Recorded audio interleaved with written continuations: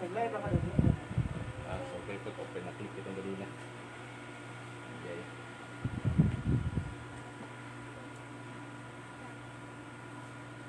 Tidur kita bro.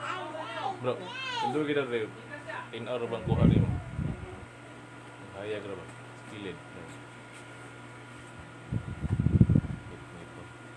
Kanyat.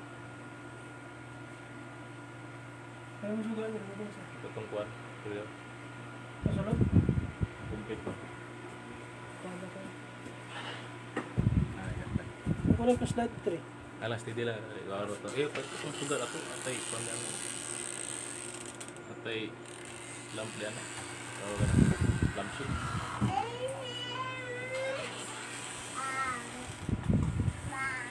Balik. Makuha na ba?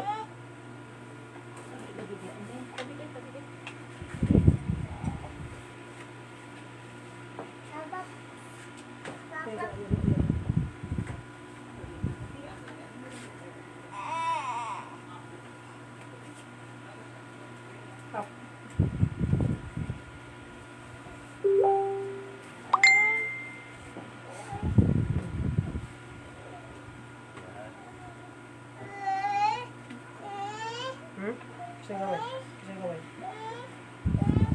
Balik dulu.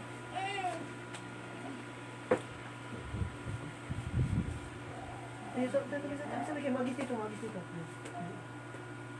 Sige bro. Magis dito ha.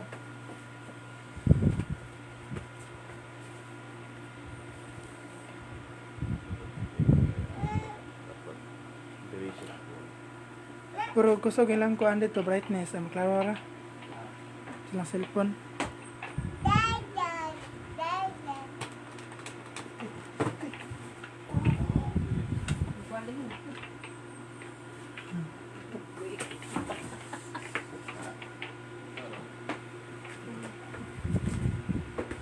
Kana kuan.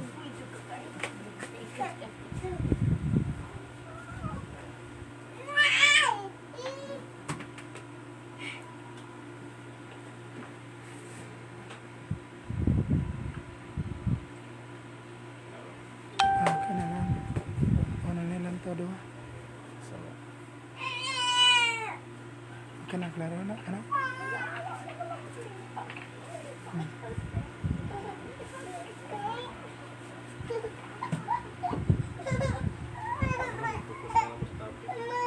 Butang na itong sugal. Ay, lagi ba ko dito? Ya, mas turun ya kalau dulu nanti selikor ya. Butang na itong sugal. Huwag mo ipawisin mo. Karena udah berkesan ke live sa akong. Saya sugut lah. Kana na lima. Pagkasis. Dili sa Facebook yun. Kuasa mo din. Ang cellphone yun.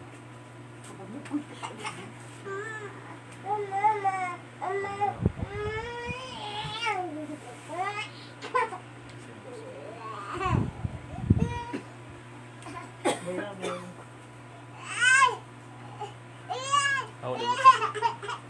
Ako din.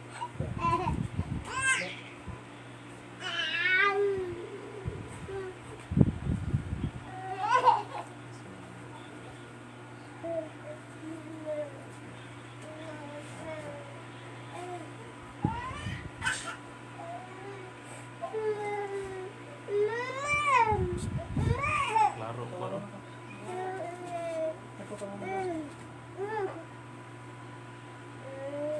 Klaro.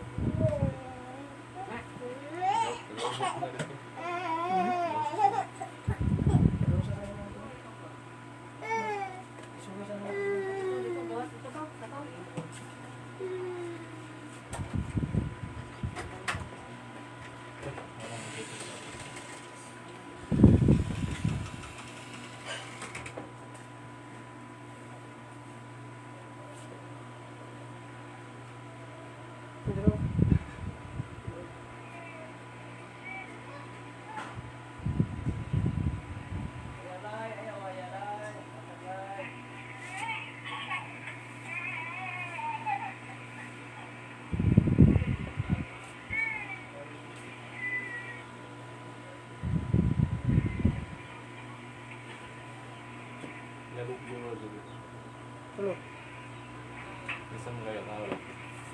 Sumod na ta. Nasa lang ba? Regis.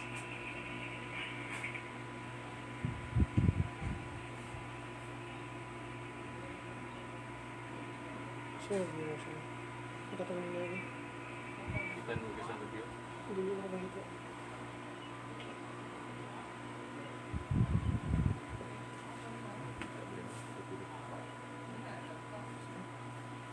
Ang ginagawa sila.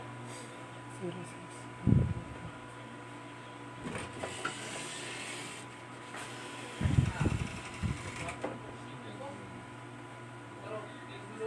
Denied na. Tanang ulit na.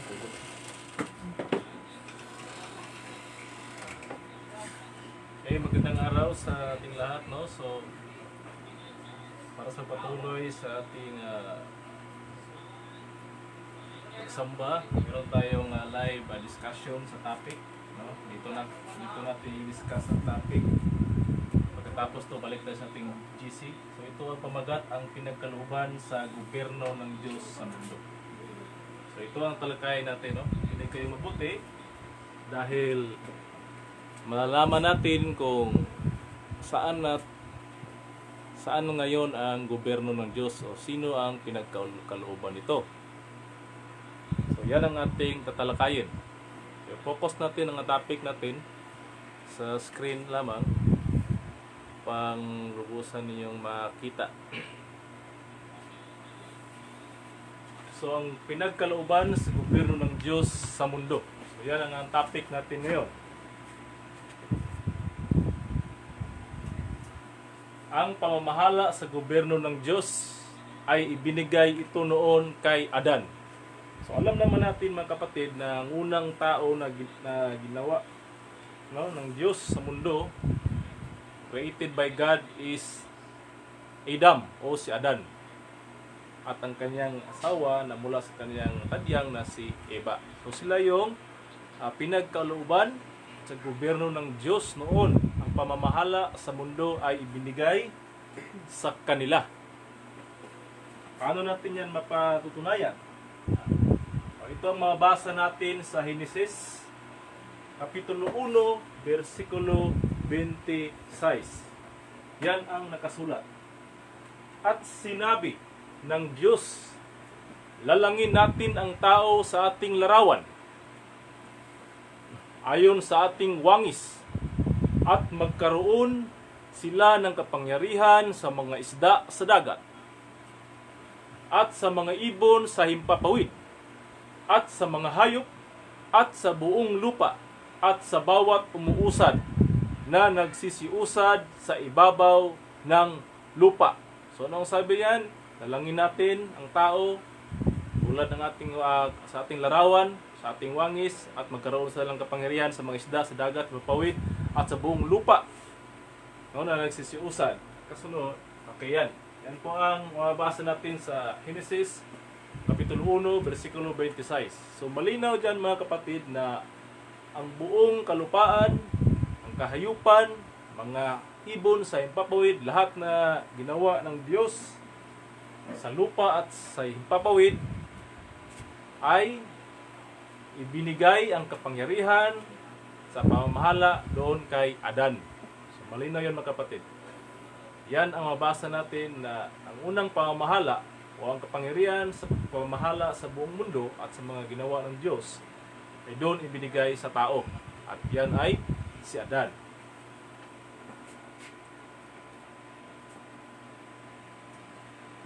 So basahin natin sa English. Kasi yung English ay yan ang una yan na translation kaysa sa Tagalog.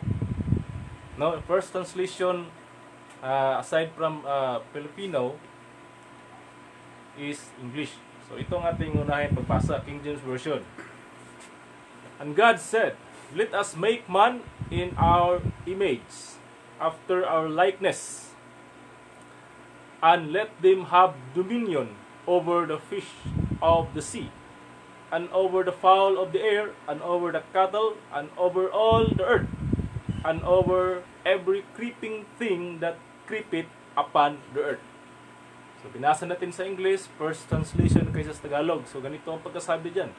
Sabi ng Diyos, let us make man in our own image. Ano ang sinabi pa? And let them have dominion. So yan ang pagpapatunay na ang pamamahala, dominion, kapangyarihan sa pamamahala ng buong mundo at sa kanilang kahayupan, sa dagat, sa kalangitan ay binigay sa tao. Kasulat pa dyan, and over all the earth. So malinaw mga kapatid na ang pamamahala sa buong mundo na siyang kaharian ng Diyos ay ibinigay sa tao. Lahat na nasa mundo. At sino yan? Yan ay si Adan, kanyang asawa na si Eva. Sa panahon na hindi pa sila nagkasala. So sila ang unang pinagkalooban sa pamamahala sa buong mundo o sa gobyerno ng Diyos na siyang pamamahala sa kaniyang mga nilikha dito sa mundo. Sunod, ang kasunod dito. Okay. Sa Genesis chapter 1 verse 28. At sila'y binasbasa ng Diyos at sa kanila'y sinabi ng Diyos, kayo'y magpalaanakin at magpakarami at kalatan niyo ang lupa at inyong supilin at magkaroon kayo ng kapangyarihan sa mga isda sa dagat at sa mga ibon sa himpapawid at sa bawat hayop na gumagalaw sa ibabaw ng lupa. So yan, meron pang additional statement yan sa Genesis 1 verse 28. Na magparami. Inutusan si Adan, si Eva na magparami. Mag-anak ng marami. Ikalat sa lupa. At magkaroon ng kapangyarihan sa isda ng dagat at sa mga ibon sa himpapawid at sa bawat hayop na gumagalaw sa ibabaw ng lupa. So ang kapangyarihan, the governance, ang pamamahala ay saan ibinigay? Ibinigay po sa tao. Malinaw ang kasulat sa banal na aklat, mga kapatid. Kasunod, sa Genesis chapter 9 o kapitulo 9, versikulo 1, ganito rin ang pagkasabi. At binasbasa ng Diyos si Noe. Okay, ito na yung kapanahunan ni Noe. Matapos nagkasala si Adan at si Eva, lumabas ang ika-10 generation, ito na yung si Noe. At binasbasa ng Diyos si Noe at ang kaniyang mga anak. At sa kanila'y sinabi. So, matapos na pinarusahan ang mundo, yung mga banay, mga henerasyon mula kay Adan at dito na kay Noe, ibinigay ang basbas ng Diyos. Ginawa natin, nagkaroon lang tayo ng shortcut. Kasi kung itali natin, mas mataas ang ating talakayan. So, pagkatapos kay Adan, dito naman tayo kay Noe. Kasi si Noe na naman at ang kaniyang pamilya ang binigyan ng Diyos ng basbas o panalangin. Gaya ng mabasa natin sa Genesis 9:1. Ganito ang pagkasabi. Ulitin ko. At binasbasa ng Diyos si Noe at ang kaniyang mga anak. At sa kanila'y sinabi, kayo'y magpalaanakin at magpakarami at inyong kalatan ang lupa. So malinaw mga kapatid na pagkatapos ni Adan na binigyan ng basbas at nagkasala, pinarusahan ang mundo dahil sa kanilang kasalanan, dahil dumami ang mga kasalanan sa mundo, sa pamamagitan ng malaking baha. At ang pinili ng Diyos ay yung pamilya ni Noe. At doon sa panahon ni Noe, doon naman ibinigay ang basbas. Anong sinabi? Magparami, magpalaanakin, magpakarami, at inyong kalatan ang lupa. So, tayo ngayon ay mula sa henerasyon sa mga angkan ni Noe. Kasi yan naman ang pinagmulan ng henerasyon ngayon. Kasi sila lang yung binuhay ng Diyos. Sila yung iniligtas ng Diyos sa mundo sa pamamagitan ng arka. Yun ang kaligtasan noon. At mula doon, dumami ang mga tao kasi may basbas si Noe. Diyan na ibinigay na ang kapangyarihan o pamahala sa mundo na mula sa angkan ni Noe. Na siyang henerasyon mula kay Adan. Ikasampung henerasyon yan. Sa English, and God blessed Noah and his sons and said unto them, be fruitful and multiply and replenish the earth. Yan ang pagkasabi sa English.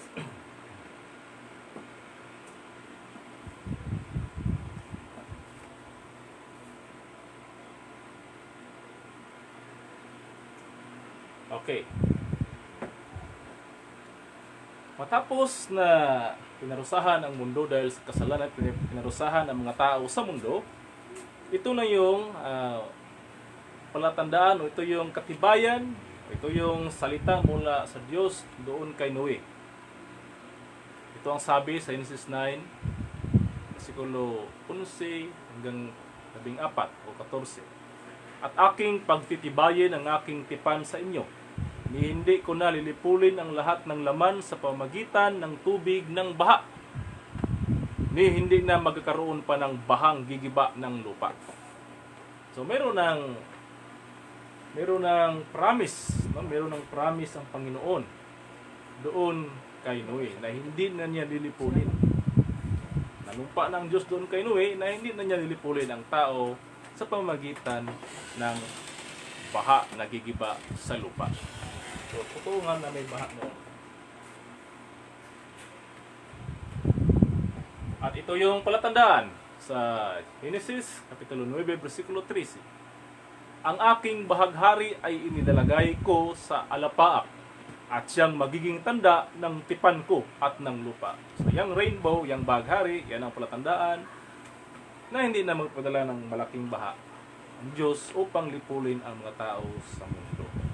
So yan ay history tungkol sa baha noon sa panahon ni Noe. At dito naman sa Genesis, Kapitulo 12, versikulo 1 hanggang 2. Sinabi nga ng Panginoon kay Abram, dito naman tayo tatalakay, o dito naman natin ating babasahin ang papel ni Abraham. Kasi pagkatapos kay Noe, doon sa kaniyang angkan, doon kay Abraham, binigay ng Diyos ang basbas. Siya yung ika-10 henerasyon mula kay Noe at siya yung ika-20 na henerasyon mula kay Adan. Itong si Abraham. So ang panalangin ng basbas, dito naman tayo kay Abraham. Ito naman ang ating talakayin. At sabi dito, sinabi nga ng Panginoon kay Abraham pa noon ang pangalan niya, umalis ka sa iyong lupain at sa iyong mga kamag-anak at sa bahay ng iyong ama na ikaw ay pasalupaing ituturo ko sa iyo. So ito yung panahon na matapos yung baha, panahon ni Noe, sa ika-10 henerasyon mula kay Noe, itong si Abraham ay pinaalis siya ng Diyos sa lupain. Yang lupain na tawag doon sa Eden na pagkatapos ng baha ay naging Mesopotamia dahil sa ilog na naiwan, yung ilog Euphrates, at yung 4 na ilog ay naging 2. Euphrates yung natira na pangalan na sa isang ilog na nakapaligid sa Mesopotamia, at ang isa ay tinawag na Tigris. Kaya napatunayan na yung Mesopotamia ay ang dating Eden dahil sa ilog na may pangalang Euphrates. At yung isa ay tinawag na Tigris. Yung Euphrates yung katibayan. Kasi sa 4 na ilog doon sa Eden, yung Euphrates na yung natira. At yung iba ay nag-merge na yun, kaya naging 2. At sinabi ng Panginoon, kaya pinaalis doon si Abraham at doon siya pinapunta ng Diyos sa lupain na ituturo ng Diyos o sa land of promise o sa Kanaan. Ito na yon. At sabi ng Diyos doon kay Abraham sa Genesis Kapitulo 12, versikulo 1 hanggang 2, at gagawin kitang isang malaking bansa. Ito ang sabi ng Diyos doon kay Abraham. At ikaw ay aking pagpapalain at padadakilain ko ang iyong pangalan at ikaw ay maging isang kapalaran. So ito yung basbas kay Abraham o Abraham na mula sa Diyos. So ang ating babalikan mula kay Adan, doon kay Noe, at ngayon dito kay Abraham. So ngayon, si Abraham na ang sentro sa storya nito.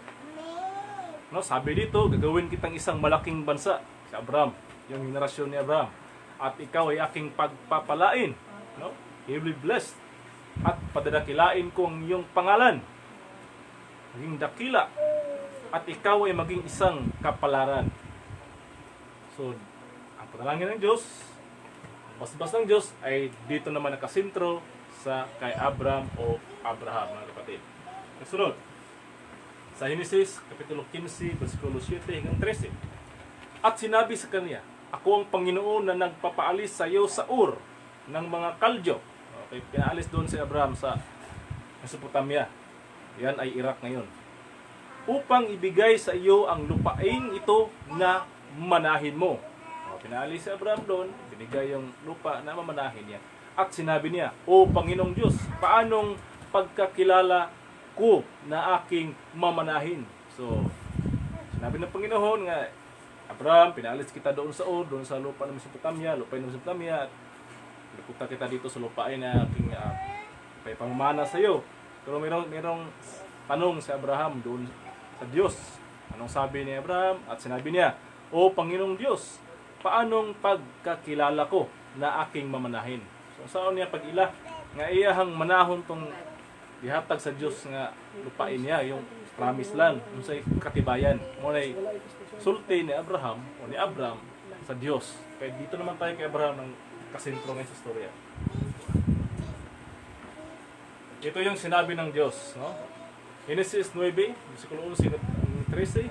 At sinabi sa kanya, magdala ka rito sa akin ng isang dumalagang bakang 3 taon ang gulang, at ng isang babaeng kambing na 3 taon ang gulang, at ng isang lalaking tupang 3 taon ang gulang, at ng isang inakay na bato-bato, at ng isang inakay na kalapate.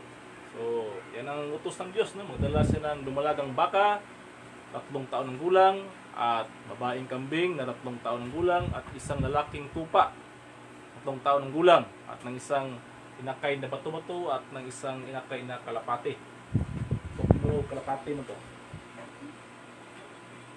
At dinala niya ang lahat ng ito sa kanya, at pinaghati niya sa gitna, at kaniyang pinagtapat-tapat ang kalahati, kalahati, datapwat hindi hinati ang mga ibon, at binababa ng mga ibong mangdadagit ang mga bangkay at binubugaw ni Abraham. So dinala ni Abraham lahat ng inutos ng Diyos, at pinaghati niya sa gitna.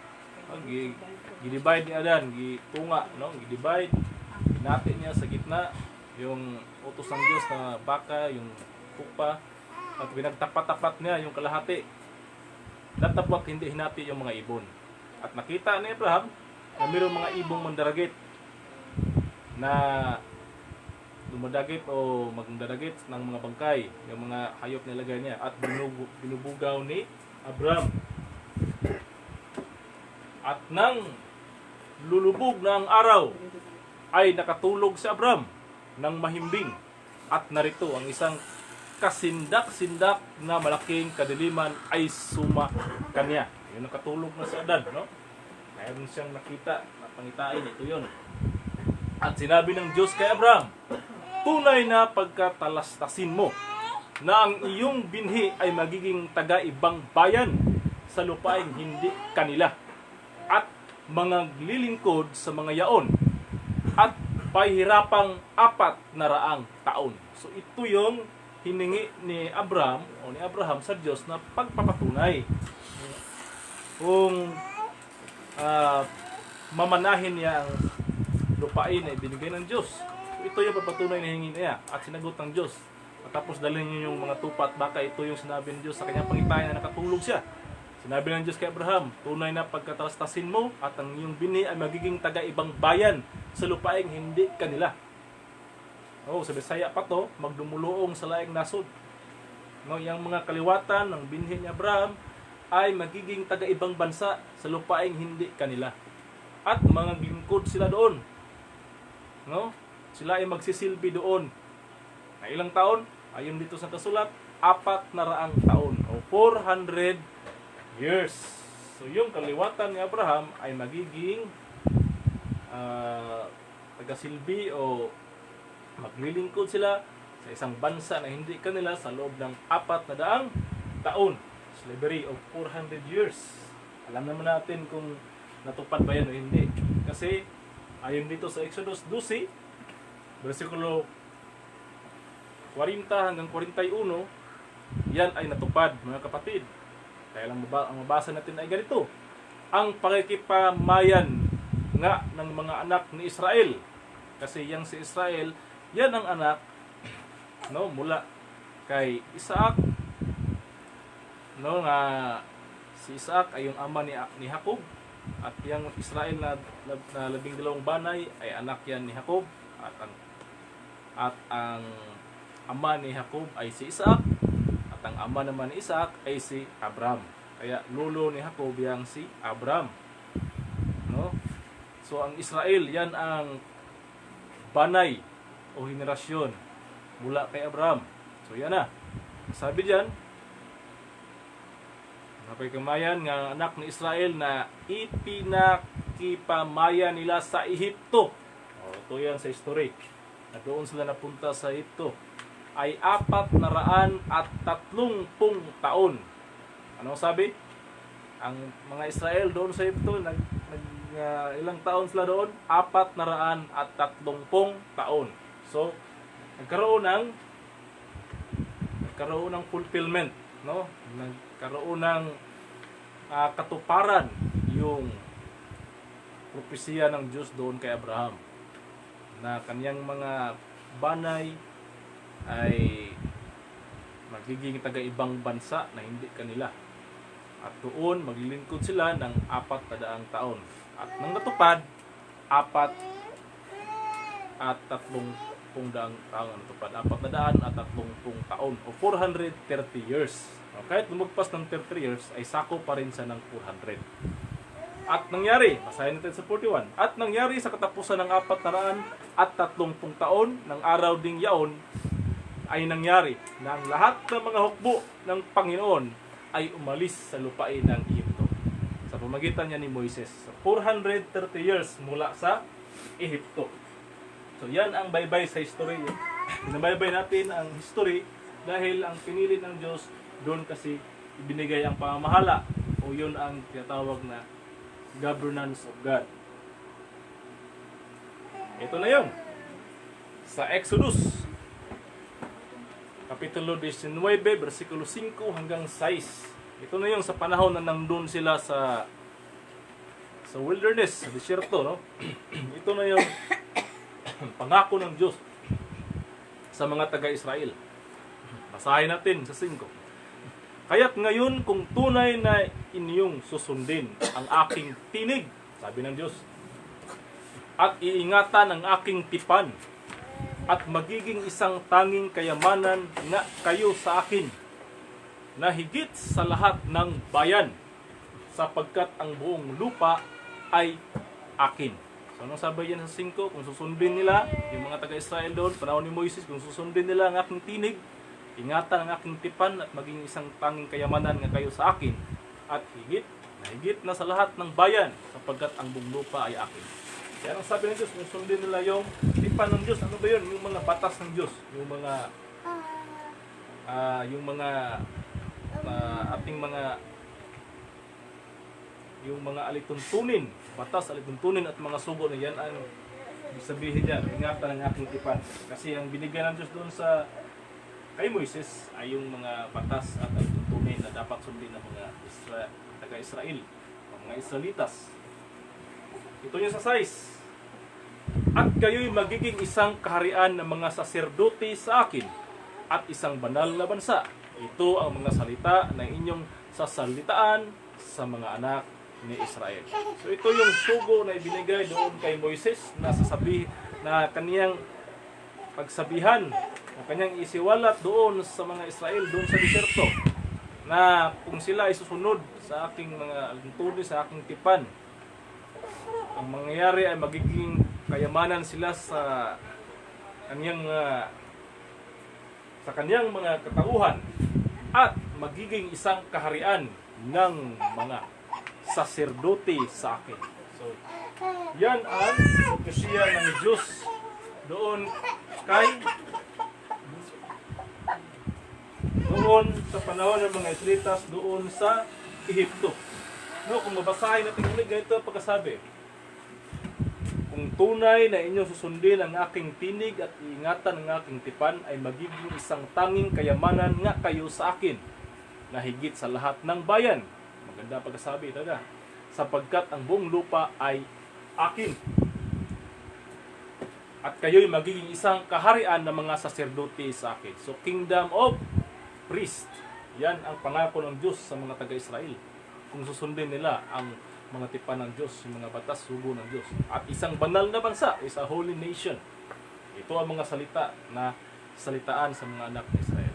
So, yan ang propesiya, mga kapatid, doon sa taga-Israel, matapos lumabas sa Egypto, doon sa panahon ni Moises. Yan ang instruction, yan ang propesiya, yan ang mangyayari. Magiging kingdom of priest sila kapag susunod sila sa mga kagustuhan ng Diyos.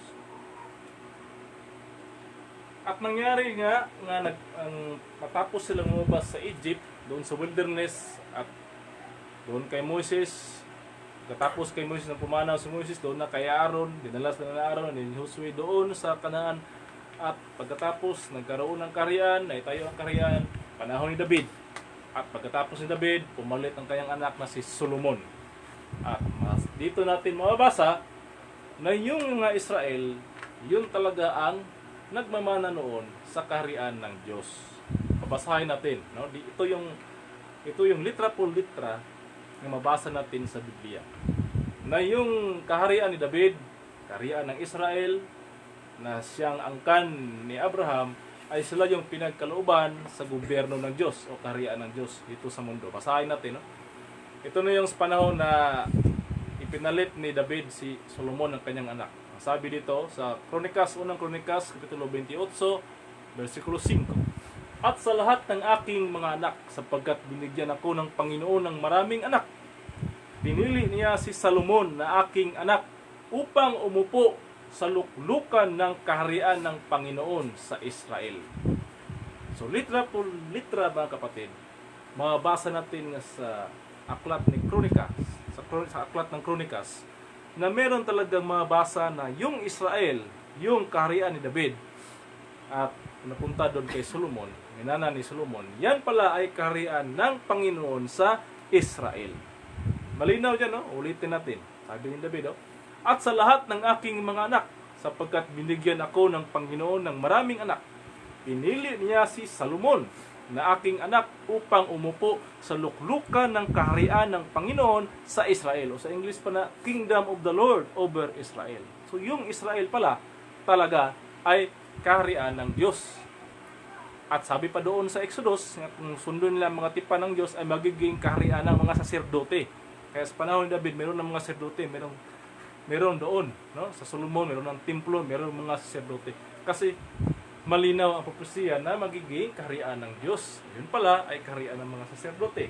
So, litra por litra, basa natin na yung gobyerno ng Israel ay gobyerno ng Diyos o kaharian ng Diyos sa Israel. Kung basahin natin sa English, ganito ang pagkasulat, mga kapatid. Ganito ang ating mababasa. And of all my sons, for Jehovah hath given me many sons.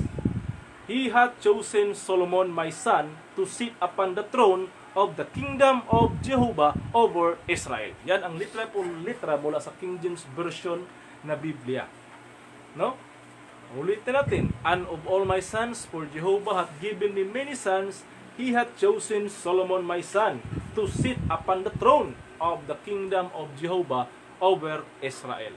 So, kingdom of Jehovah or kingdom of God over Israel. So, malinaw na yung gobyerno ng Israel noon, panahon ni David, ay gobyerno ng Diyos o kingdom of God. So, yan ang ating tinatalakay ngayon, binabaybay natin, mga kapatid, na mula doon kay Adan, no, ang basbas na mahala sa buong mundo, dominion the world, lahat ng mga nilikha ng Diyos, mga pahimpapawid o sa lupa o sa tubig, dagat, ay binigay na pamahala doon kay Adan. At pagkatapos nagkasala sa Adan, doon naman kay Noe. At pagkatapos kay Noe, doon ang generasyon na binigay ang basbas kay Abraham, na magiging panalangin siya sa mundo, no? Ang kanya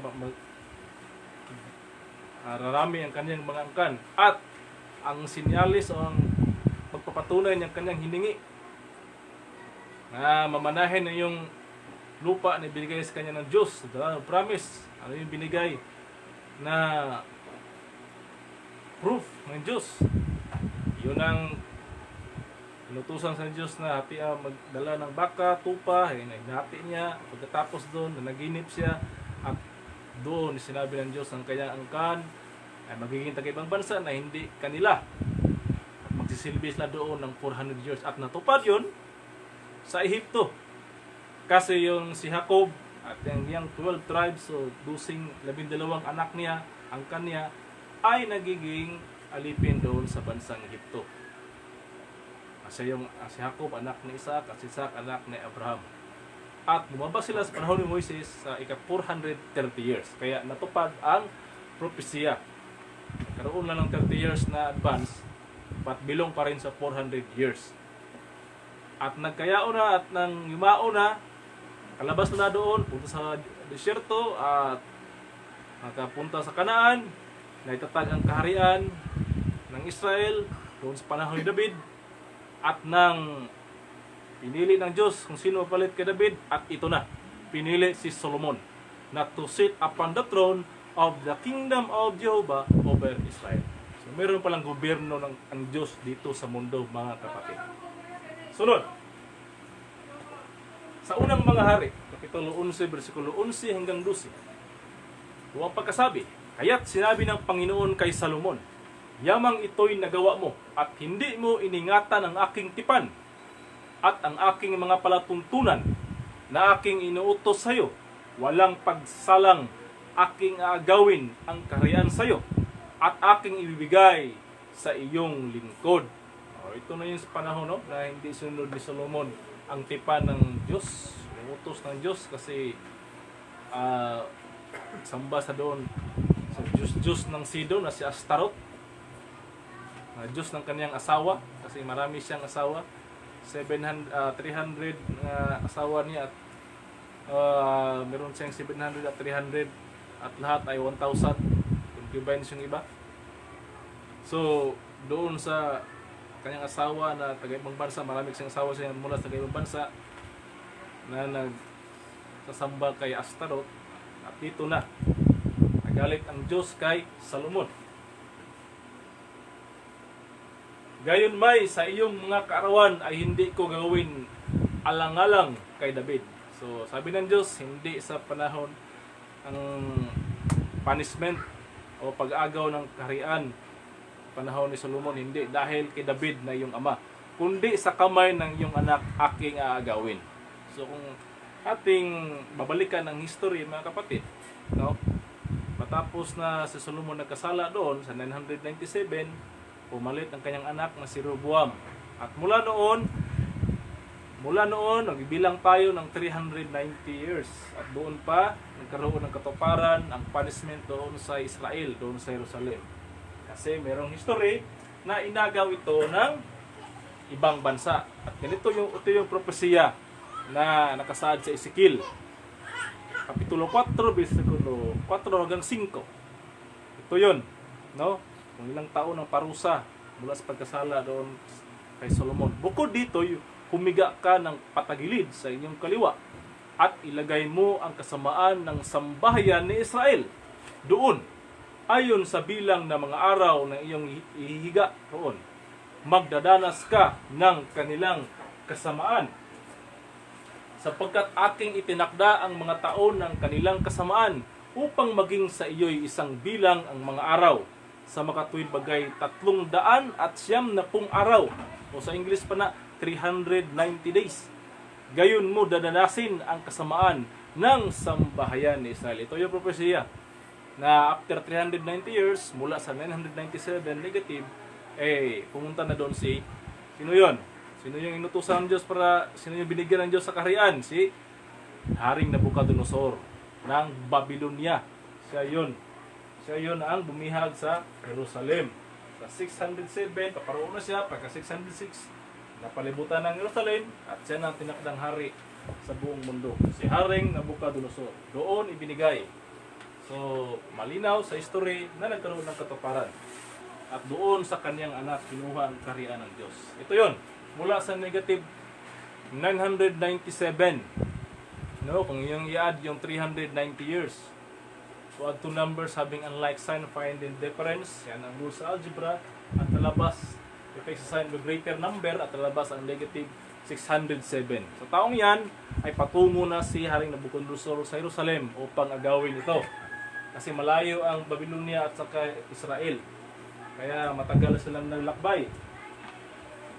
Kaya pagkatapos ng isang taon ay negative 606 nang doon na si Nabucodonosor sa Jerusalem, pinalibutan na yung Jerusalem at doon siya ay hari na kasi hindi na lumabas. Doon ang hari, no? Na si Sedekias na hindi na nagbigay ng kabala ng buwis sa kanya. Sa yung luklok niya Haring Nabucodonosor doon. At doon na 606 hari na si Nabucodonosor sa buong mundo. So yun ang punishment pagkatapos ng 390 years na natupad sa kasaysayan. Ang Babylonia, si Haring Nabucodonosor. Ang kaharian ng Babylonia ay may sukat sa paghari sa loob ng 70 years. So ayon sa Jeremias 25 verse 12, na ang kaharian ng Babylonia ay maghari sa mundo na nasa ilalim ang Israel sa kanya, ay maghari lamang sa loob ng 70 years. Sa Jeremias 25 verse 12, basahin natin. At mangyayari pagkaganap ng 70 taon na aking parurusahan ang hari sa Babylonia. At ang bansang yaon, sabi ng Panginoon, dahil sa kaniyang kasamaan at ang lupain ng mga Kaldyo at aking gagawing sira magpakailanman. So 70 years ang tinakda ng Diyos sa paghari ni Nabucodonosor sa mundo, yung matapos niya gawin yung Jerusalem, no? Pero ang nangyari nito ay ito ay pinaiksian ng Diyos sa panahon ng kaniyang anak na si Belsasar. Belsasar muna, Belsasar. Natin. Sa panahon ni Belsasar yan. Teka.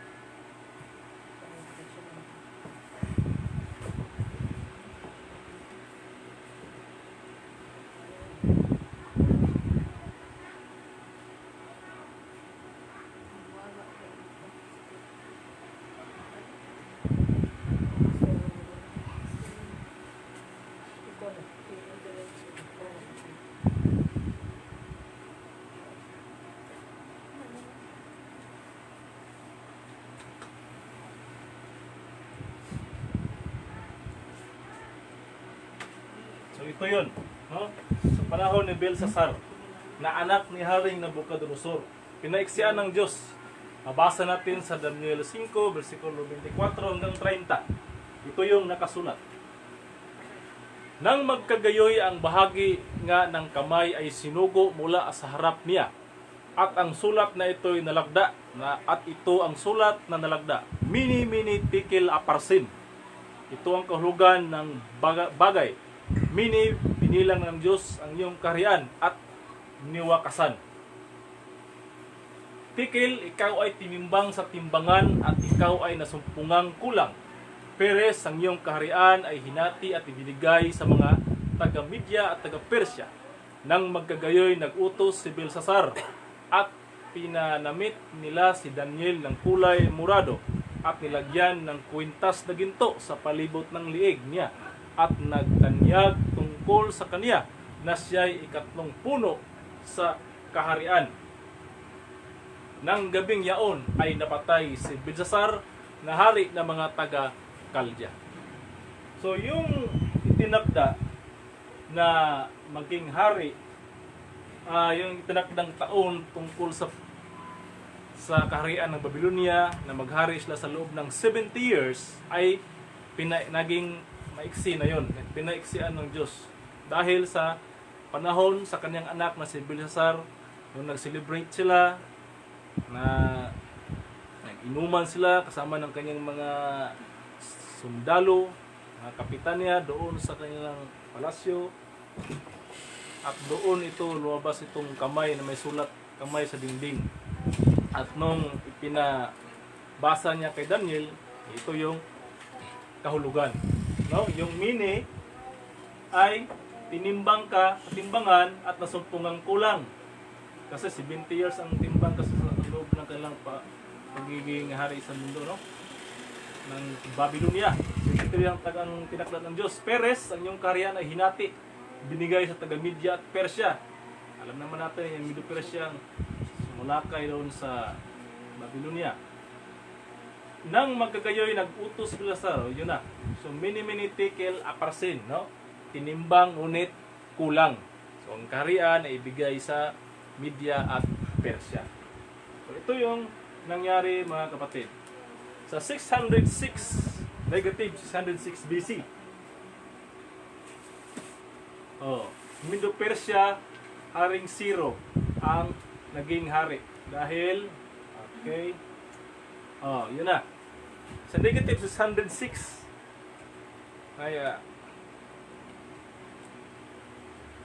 na hindi natupad yung 70 years na ayon sa nabasa natin sa Jeremias, na ang kaharian ng Babylonia ay hanggang 70 years lang. Pinaiksi dahil doon sa mini tekel aparsin na nakita sa anak ni Nabucodonosor sa Babylonia, at tinimbang niyang kaharian kitang kulang at ibinigay sa Medes at Persia. Ito na yun, Medo-Persia. So 606 plus 68 years, napaiksi ang 2 taon, hindi na 70. So sa negative 538. Diyan na lumabas ang Medo-Persia, na siya na ang kinalawang hari, ecclesiastical kingdom sa buong mundo. Yan ang hari sa buong mundo sa panahon ngayon matapos ang kaharian ng Babylonia. Sa negative 538 na si Haring Ciro ng hari sa buong mundo. Medo-Persia. Napailalim na din dyan ang kaharian ng Diyos sa Jerusalem, ang Israel. Napailalim na din sa Medo-Persia. Yan ang history, mga kapatid. Si Haring Ciro ang gumawa ng decree na ipatayong muli ang Jerusalem na winasak ni Haring Nabucodonosor, ang hari ng Babylonia. Sa Isra 1 verse 1 to 3. No, sa panahon ni Haring Ciro na taga Persia, siya na yung nagpatayong muli sa Jerusalem, lalo na yung templo doon. Ito yung mabasa natin sa Isra Kapitulo 1, Kapitulo 1 hanggang 3. Nang unang taon nga si Ciro na hari sa Persia, upang ang salita ng Panginoon sa pamagitan ng bibig ni Jeremias ay maganap, kinilos ng Panginoon ang diwa ni Ciro na hari sa Persia, na siya'y nagtanyag sa kaniyang buong kaharian, at isnulat din naman na sinabi, ganito ang sabi ni Ciro na hari sa Persia: ibinigay sa akin ng Panginoon, ng Diyos ng langit, ang lahat na kaharian sa lupa, at ibinili niya sa akin na ipagtayo ko siya ng isang bahay sa Jerusalem na nasa Huda. So yan ang ibinigay sa Diyos doon kay Ciro, na siya yung magtayo, siya yung magpatayong muli sa bahay sa Jerusalem na nasa Huda. Lalo yan ang templo, no, sa Jerusalem. Sinuman sa inyo sa kaniyang buong bayan, sumakanya nawa ang kaniyang Diyos, at umahon siya sa Jerusalem na nasa Huda, at itayo ang bahay ng Panginoon, ng Diyos ng Israel. Siya ay Diyos na nasa Jerusalem. So Diyos, saan ang Diyos? Sabi dito sa Isra, siya yung Diyos na nasa Jerusalem. Doon sa Jerusalem, lalo na sa bahay ng Diyos doon, ang templo na winasak ni Nabucodonosor. Ipatayong muli. So si Haring Ciro ng Medo-Persia, siya yung binigyan ng Diyos ng utos na ipatayong muli. Kaya sa kanya nagmula ang decree to restore Jerusalem. Kaya ito na, negative 538 BC hanggang sa 457 BC, may Haring Artaxerxes, no? Sa labas ng decree kay Haring Ciro sa 538 decree ay hindi pa tuluyan na naitayo ang Jerusalem. Hindi pa tuluyan kasi merong taon kung saan na exact na naitayo muli. So, kung saan natin susundan ang istorya. So, pinauwi yung mga taga-Huda, taga-Jerusalem upang ipatayo muli ang Jerusalem. So marami pang decree yan hanggang doon sa panahon ni Dario. Meron decree din yan. At nang sa panahon ni Artajerjes, yan ay meron ding decree sa 457 sa panahon nito ni Isra, yung pare at scribe. Sa 457, gumawa ng decree si Artajerjes. Na yan ay may gap na 81 years mula sa 538 kay Ciro. Merong gap na 81 years at sa negative 457 BC, si Haring Artajerjes gumawa ng decree. Yun. Diyan nagsimula ang computation ng ika-490 ni Kristo Jesus. Matapos mawasak ang Jerusalem ay pinatayong muli ng Diyos dahil nakatadhana ito na mabasa sa aklat ni Daniel. 70 sanglinggo ang ipinasya sa iyong mga tao at sa iyong banal na bayan upang tapusin ang pagsalangsang at upang wakasan ang pagkakasala at upang linisin sa kasamaan at upang dalhan ng walang hanggang katwiran at upang tatakan ang pangitain at ang paghuhula at upang pahiran ang kabadal-banalan. 70 sanglinggo o 70 weeks. Na i-compute natin yan ay 490 years. Alam niyan ng mga religious group yung 490 o 70 weeks. Ito ngang talastasin at bulayin. 25. Na mula sa paglabas ng utos na isauli at itayo ang Jerusalem sa pinahira na prinsipe, magiging 7 sanglinggo at 62 sanglinggo. Ito'y matatayo uli na may lansangan at kuta sa mga tuwid bagay sa mga panahong mabagabag. Ang sabi diyan, iyong ng talastasin at bulayin na mula sa paglabas ng utos na isauli at itayo ang Jerusalem. So from the going forth the commandment to restore Jerusalem for the Messiah. So, saan na magsimula ang pag-restore sa Jerusalem? Mula sa pagsasauli nito o yung decree. So, doon tayo nag-base sa 457 mula sa 538 ni Ciro. Kasi yung 457 yan ay ka-490 years of 33 AD. At alam naman, mostly yan ng mga religious Christians. No? Malinaw na pinatayong muli ang Jerusalem para sa Mesiyas na si Jesus dahil doon siya upo sa trono ni David na mabasa natin sa Isaiah 9:6 at Lucas 1, versikulo 30 hanggang 33. So bakit pinatayo muli ang Jerusalem? O yun, lalo na yung templo ng Diyos doon? Dahil doon uupo si Panginoong Hesus Kristo. Basahin natin sa Isaiah. Sapagkat sa atin ay ipinanganak ang isang bata, sa atin ay binigay ang isang anak na lalaki, at ang pamahala ay maatang sa kanyang balikat, at ang kanyang pangalan ay tatawaging kamangha-mangha, tagapayo, makapangyarihang Diyos, walang hanggang Ama, Pangulo ng kapayapaan. Yang bata, no? Mayroong batang lalaki na ihisilang kung saan ang pamahala ay maatang sa kanyang balikat. So, doon mo na yung government. Yan ang government doon sa Israel. Yung kaharian ni David kay Solomon, na-restore na panahon ni Haring Ciro ng Persia, at doon sa 457 BC, mayroong decree kay Artajerjes, doon ang simula ng 490 years, at doon sana upo ang Diyos natin na si Panginoong Hesus, kasi siya yung batang nasa propesya na yung pamahala ay maatang sa kanyang balikat. At dito naman sa Lucas 1, versikulo 30 hanggang 33, ito yung mabasa. At sinabi sa kanya ng anghel, ito yung si Maria, huwag kang matakot, Maria, sapagkat nakasumpong ka ng biyaya sa Diyos. At narito, maglilihi ka sa iyong tiyan at manganak ka ng isang lalaki, at tatawagin mo ang kaniyang pangalang Jesus. Siya magiging dakila at tawaging anak ng kataas-taasan, at sa kanila ibibigay ng Panginoong Diyos ang luklukan ni David na kaniyang ama at siya maghari sa angkan ni Jacob magpakailanman at hindi magkakawakas ang kaniyang kaharian. So, sa Lucas, malinaw na sinabi na si Maria ay manganak ng isang bata na tawaging si Jesus.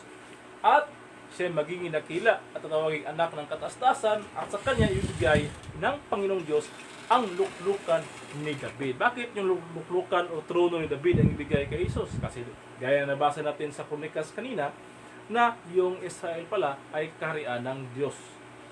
At doon uupo si Jesus. Siya yung maghari sa angkan ni Jacob ayon dyan sa nakasulat. Pero hindi nagtagumpay kasi nakasaad din sa Daniel na ang Mesyas ay mapupuksa o mamamatay. So yan ang propesya niya na maghari siya sa government of God over Israel. The throne of David. Pero hindi sa tinanggap ng mga Hudyo. Dahil hindi matanggap nila na siya ay Diyos. No? Kahit gumawa ng milagro si Jesus doon sa Israel, yung mga pilay, galakad niya, yung mga buta, yung mga hindi makita, nakita niya, ginaling niya, makita na siya. Marami sa doon na ginawa ng milagro upang kilala siya. Pero hindi siya pinulaan. Dahil lamang sa hindi matanggap nila na si Panginoong Isos ay Diyos. Mabasa natin sa Juan 10:30. Bakit hindi sa tinanggap ng mga Hudyo doon, ng mga tao? Ito yung sabi sa Juan 10, Kapitulo 10, versikulo 30 hanggang 33. Ako at ang Ama ay isa. Yan ang sabi ni Panginoong Isos noon sa Israel, sa Jerusalem. Ako at ang Ama ay iisa.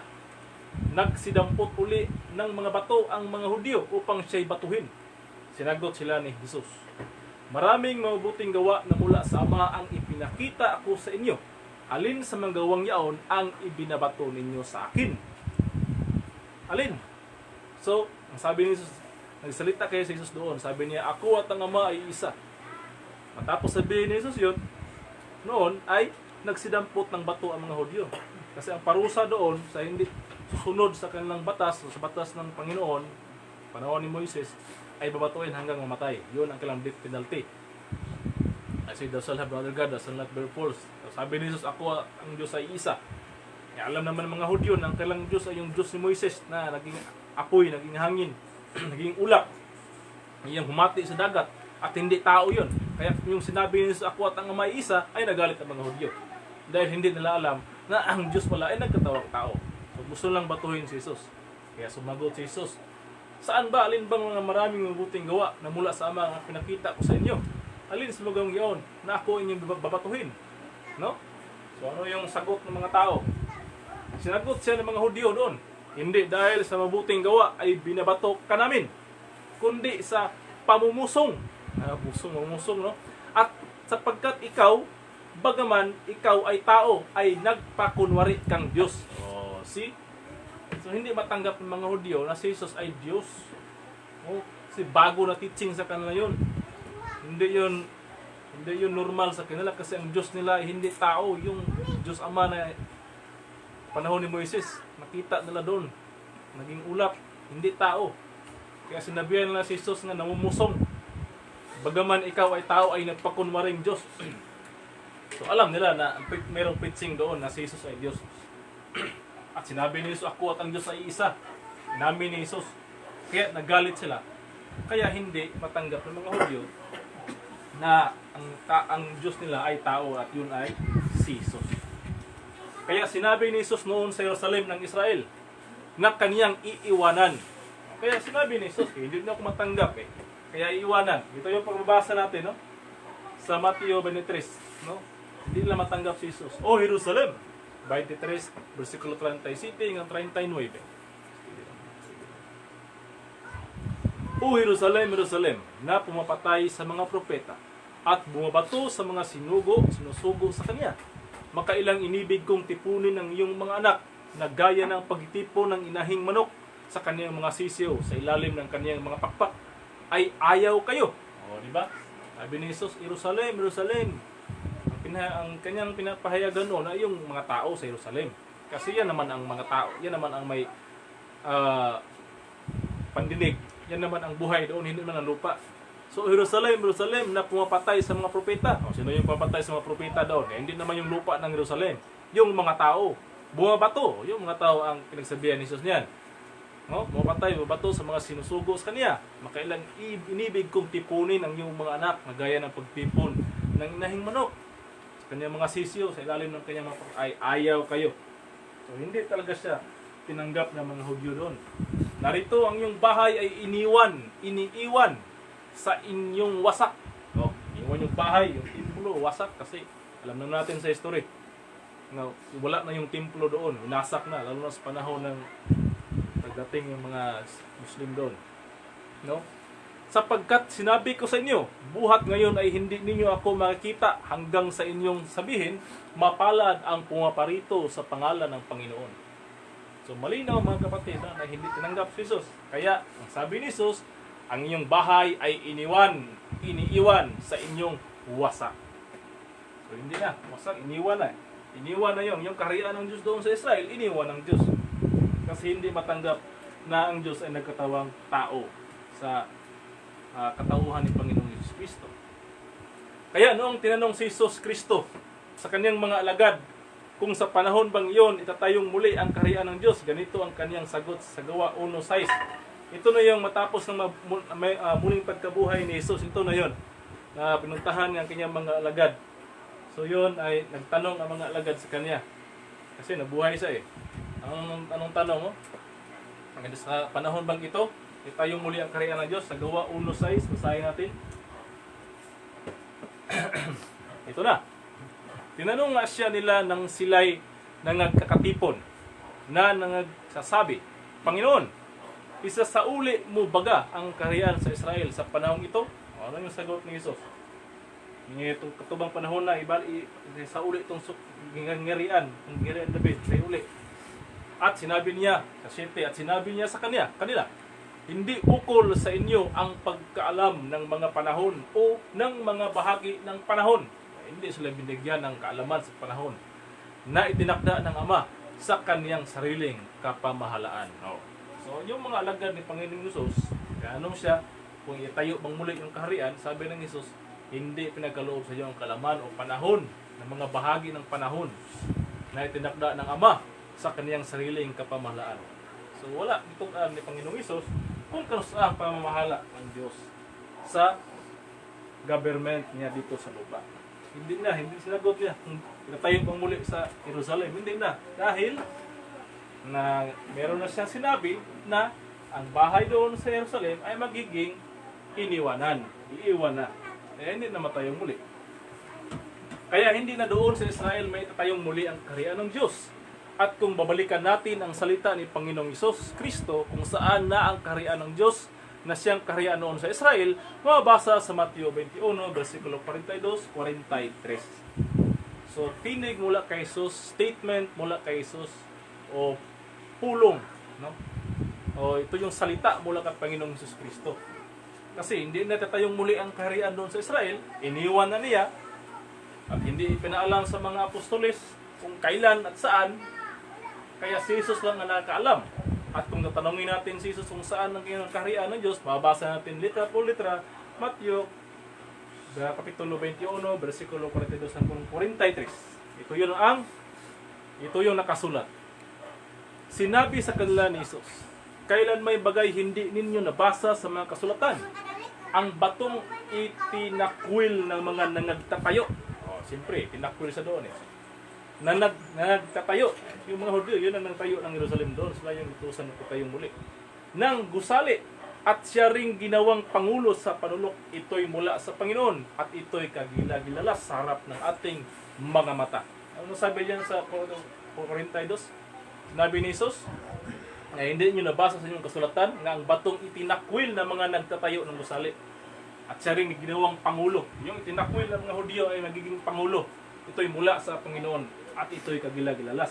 Sa 43, kaya nga sinasabi ko sa inyo, aalisin sa inyo ang kaharian ng Diyos at ibibigay sa isang bansang nagkakabunga. So ito ng litra por litra na sinabi ng Panginoong Hesus. Mula doon sa istorya sa Israel, mula kay Adan, kay Noe, hanggang kay Abraham, at doon kay Abraham, ang panalangin, ay binabasbas ng Diyos sa kanyang mga angkan at lumabas ang angkan ni isa mula kay Isaac na si Jacob at kanyang 12 banay at naging alipin sa Egypt ng 430 years. At pagkatapos, nilabas sila sa magitan sa the deliverer Moises. Nilabas na ni Moises doon, dala sa wilderness. No?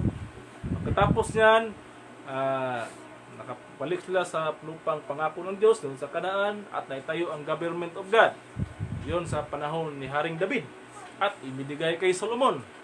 Kaya nga sabi doon sa Chronicles 28:5 na sa kanyang mga anak ay Solomon ang pinili ng Diyos.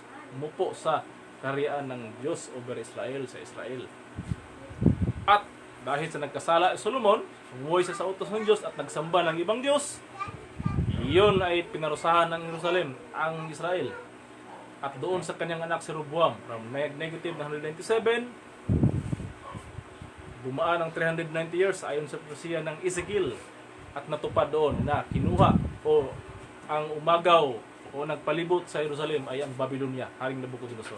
Katapos Haring Nabucodonosor, 70 years, pinaiksian ng Diyos, naging 68 years, at doon naman ay kalawang kaharian sa buong mundo, ang Medo Persia. At doon sa kahariang yun, si Ciro, binigyan ng utos ng Diyos ng gumawa ng decree upang i-restore ang Jerusalem. At sa 457, tuluyan itong na-restore. At doon lumabas si Jesus Cristo na kunti na lang, itong taon na lang kulang, magiging 33 AD na. Kasi ka 490 years yan, 33 AD mula sa 47 ayon sa propesya ng Daniel. So, hindi siya tinanggap. Kaya natupad ang nakasulat na mamatay ang Mesias. Kaya doon, bago namatay si Jesus, sinabi niya na ang kaharian ng Diyos ay ibigay sa bansang nagkakabunga. Kasi sinabi din niya na hindi gusto ng mga Jerusalem na titpunin sila ng Diyos. Kasi hindi tinanggap si Jesus bilang isang Diyos na naging tao, hindi nila tinanggap. Kaya sinabi ni Jesus na ibibigay sa bansang nagkakabunga. So mayroong bansa, mga kapatid, kasi bansa yung Israel eh. Bansa ang pinagkunan ng kaharian ng Diyos, so sa bansa din ito ibibigay. Kasi yung Israel isang bansa yan. Sa grupo ng tao, ang kan Jacob, isang pamilya yun, at naging bansa, naging Israel. Kukunin yan at ibigay din sa isang bansa. Sa English, basahin natin. 21 verse 42 to 43. Jesus said unto them, Did you never read in the scriptures, the stone which the builders rejected, the same was made the head of the corner. This was from the Lord, and it is marvelous in our eyes. Therefore say I unto you, the kingdom of God shall be taken away from you, and shall be given to a nation, bringing forth the fruits thereof. Ano sabi ng Diyos dito sa English?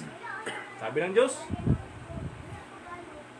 hindi mo nyo nabasa, you read the scriptures, the stones will be rejected, the same is become the head of corner.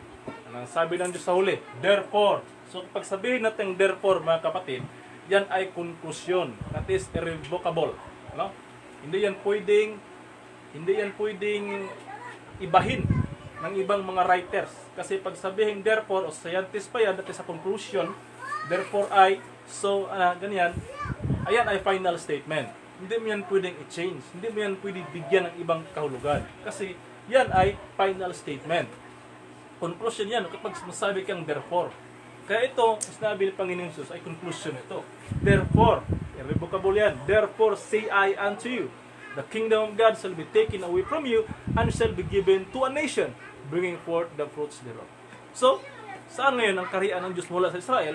Nang doon pa rin sa isang bansa o nation. Na ito ang katunayan nito ay bringing forth the fruits thereof. So ano yung bunga? Sabi ni Jesus, ay yung puno, ay, kung ano yung bunga, ay, kung ano ang puno, siya rin ang bunga. Wala namang mangga na ang kaniyang bunga ay santol. Kaya kung ano yung puno, yan ang bunga. So, kung nation, kung ngayon kaharian ng Diyos ay mula sa Israel, ayun ay kaharian ni Panginoong Hesus Kristo. So, bansang kanyang paglilipatan ay naniniwala kay Panginoong Hesus Kristo. Christian country. Kaya napakalinaw na ibinigay ni Jesus ang kaharian ng Diyos mula sa Israel na isang bansang nagkakabunga. Mula Israel, isang bansang nagkakabunga o Kristohano paniniwala. So Sa sunod na talakayan, ang pagpapatunay kung saang bansa ito ibinigay ni Panginoong Hesus base sa mga nakasaad sa banal na aklat. So mga kapatid, so malinaw na ating talakayan ngayon at yun ay nandito lang tayo. So pinatunayan po natin na yun palang pamahala mula kay Adan, no? Ang mundo pala, o hindi pala, totoo talaga, yung mundo, lahat ng mga ginawa dito ng Panginoong Diyos, all the things being created by God, was given to Adam. No? Si Adan yung binigyan ng kapangyarihan upang mamamahala. At yung mamahala o dominion, ayan po ay kaharian. Yan po ay government ng God. Katapos doon, binigay kay Noe at doon kay Abraham. Kay Abraham, hanggang dumami ang mga tao at doon na din sa angkan ni ni Jacob, doon sa kanyang 12 mga anak at kay Huda. Doon lumabas si Jesus Kristo na siya tatayong muli ang kaharian ng Diyos, yung kaharian ni David. Kaso hindi siya tinanggap. Kaya ito ay ang bansang Israel ay naging iniwanan o hindi na matayong muli ang kaharian doon kasi iniwan na ng Panginoong Hesus. Kaya kanyang ibigay sa ibang bansa. Bansa ang pinagkunan, bansa din ang kanyang pagbibigyan. At nakasaad dito na bansang nagkakabunga o Christian country. Yung sunod, yan ang ating pag-usapan upang ating magkaroon ng linaw paano talaga ang totoong plano ng Diyos dito sa mundo sa kanya. Maraming salamat at God bless us all.